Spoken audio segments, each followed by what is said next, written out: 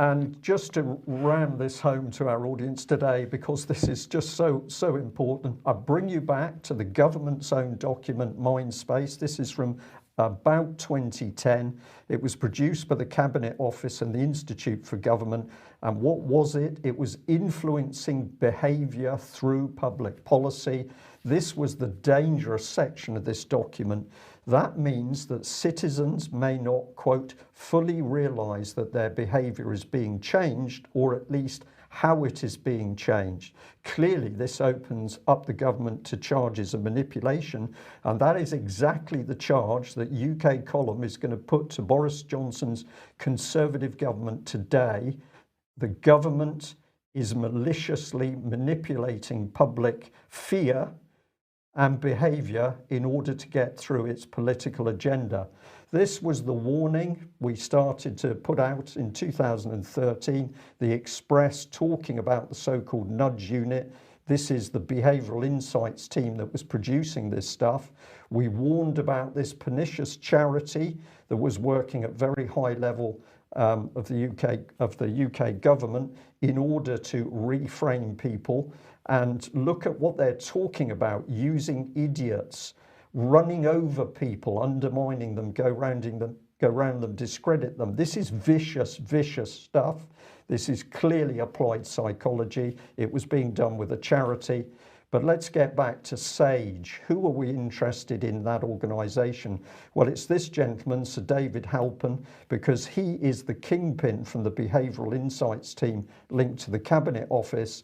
And we can go back to work that the UK Column did in 2011, where we were warning that around the Conservative government, David Cameron, of course, at the time, but also Francis Maude, the two key people, the head of the civil service, Gus O'Donnell, and an advisor, Jeff Mulgam, but also the head of that charity, Julia Middleton. And what were they working on? Sorry, I've just put that in because Gus O'Donnell was later replaced by Sir Bob Kerslake. What were they working on? Well, they were working in the background with the French government in secret meetings with this gentleman, Oliver Willier, in order to discuss how to use this applied psychology on the minds of the British and French population. And if we take you on down, here is the man that we're interested in. This is Sir David Halpin. Dr. David Halpin, who was the kingpin of this behavioural agenda. And it was first used internally on departments inside government. DEFRA was the key one, a 34 million behavioural change programme, very dangerous.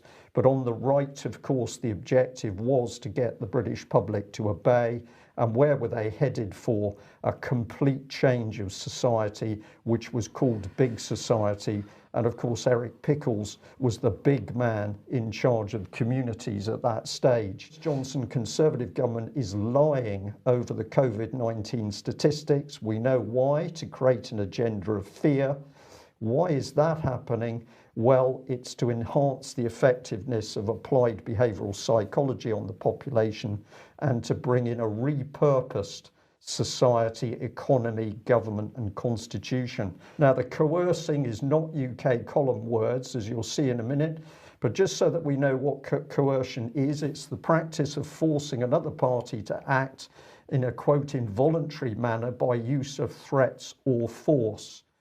Now let's take our minds back to this diagram which UK Column produced, showing that Bill Gates was absolutely central to every single piece of policy around COVID lockdown and the desire to get those vaccines in. And you've just shown, Mike, that they are still after getting Bill Gates vaccines to everybody in the country before we're free. But this is the bit we need to concentrate on, the Scientific Advisory Group for Emergency, SAGE. And what have we got to report? Well, we were given 2 days ago an internal document from SAGE, and let's have a look at what it is talking about. It's dated the 26th of March 2020. The headline is Options for Increasing Adherence to Social Distancing Measures. Question to be addressed: what are the options for increasing that adherence?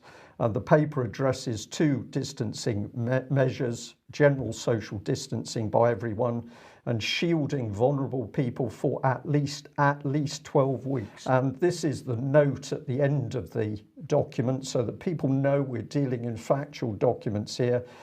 This paper was prepared by SAGE's Behavioural Science Subgroup, SPI-B, for discussion at SAGE 18 on the 23rd of March. Now, we've taken some damning excerpts out of this document, but it's real, and my goodness, this is so dangerous.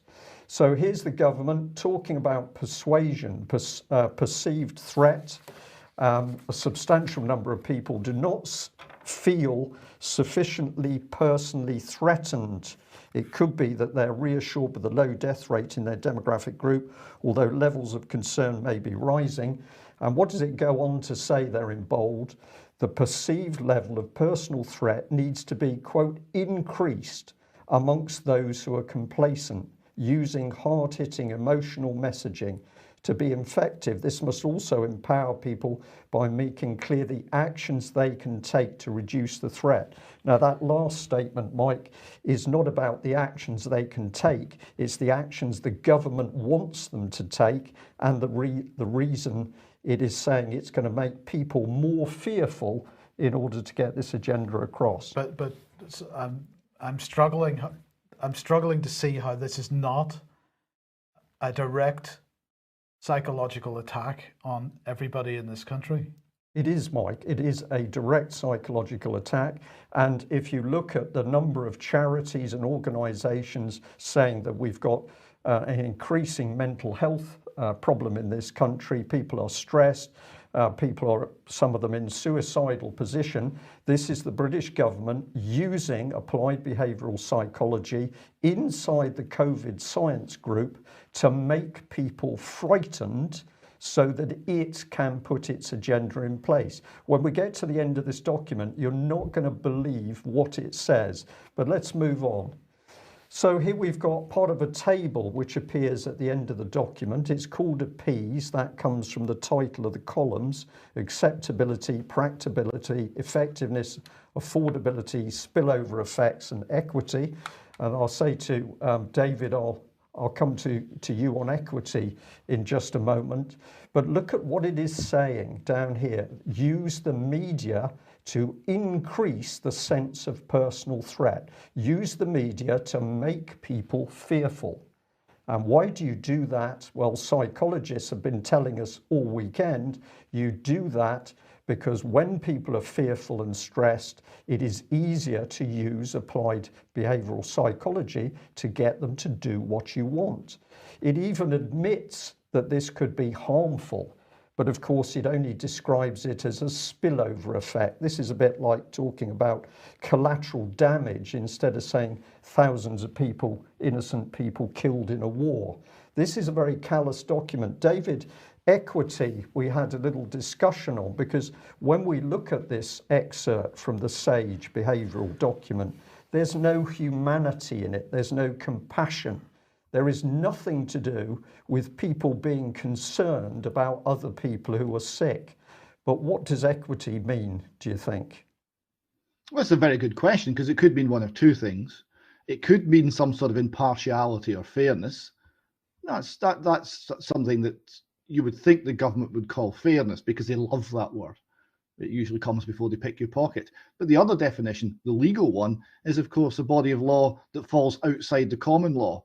It's just very interesting that that word should crop up in that document. Indeed it is. So let's move on. We've got government-controlled social disapproval. Now think about this. For the government to be using social disapproval, the government has got to get into that community in order to stir up that disapproval. So it says social disapproval from one's community can play an important role in preventing antisocial behaviour or discouraging failure to enact pro-social behaviour.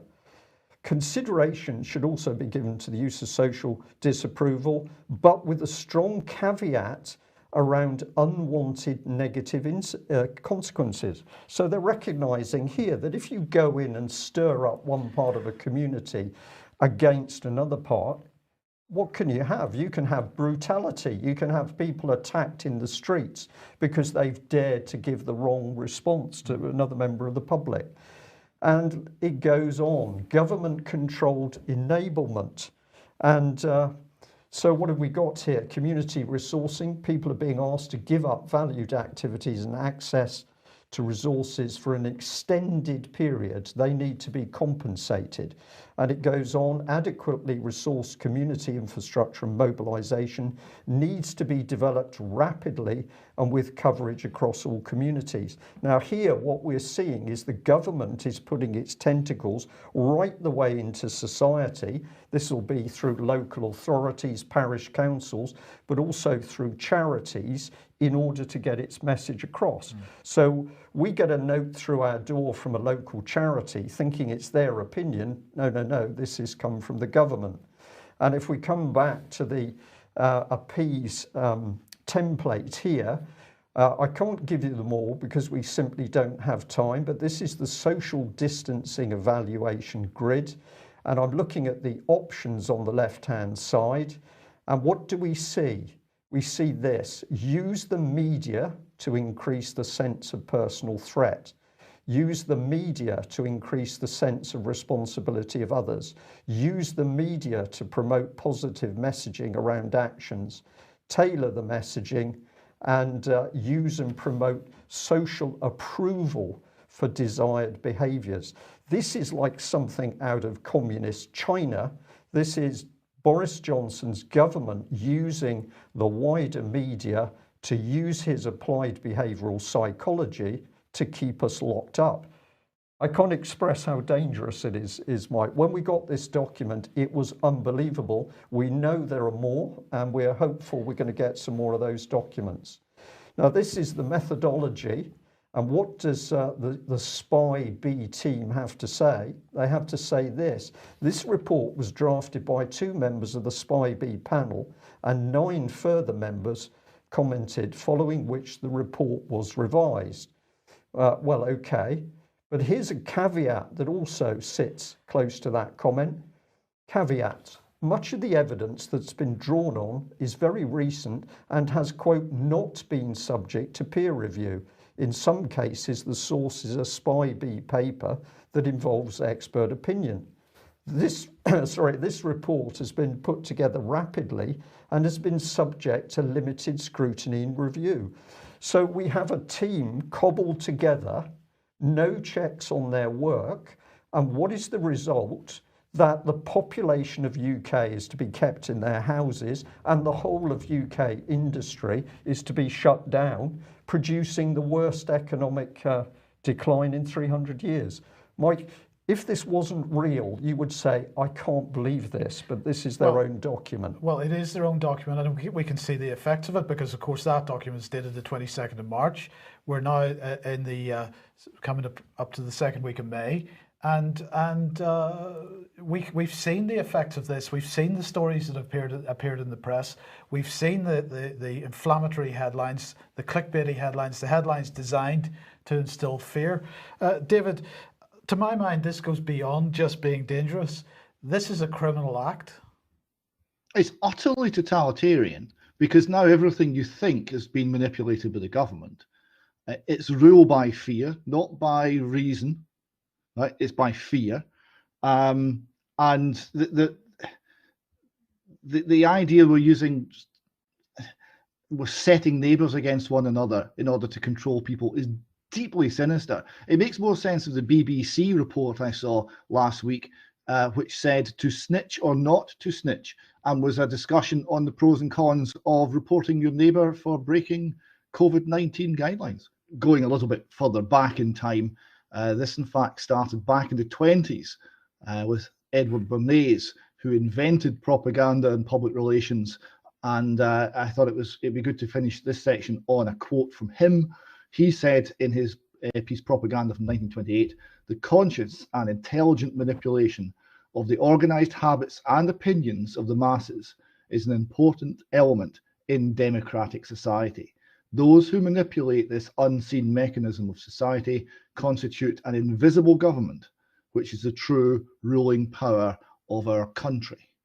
So There we have it. An invisible government is controlling us all right now.